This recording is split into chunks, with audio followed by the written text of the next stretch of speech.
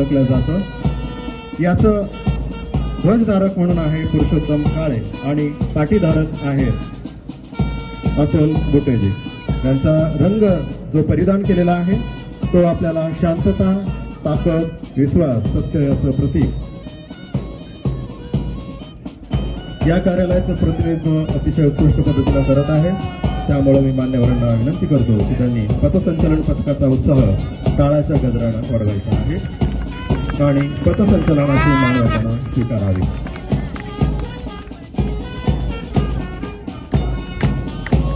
यानंतर येत आहे आपल्या समोर जिल्हाधिकारी कार्यालय यवतमाळ।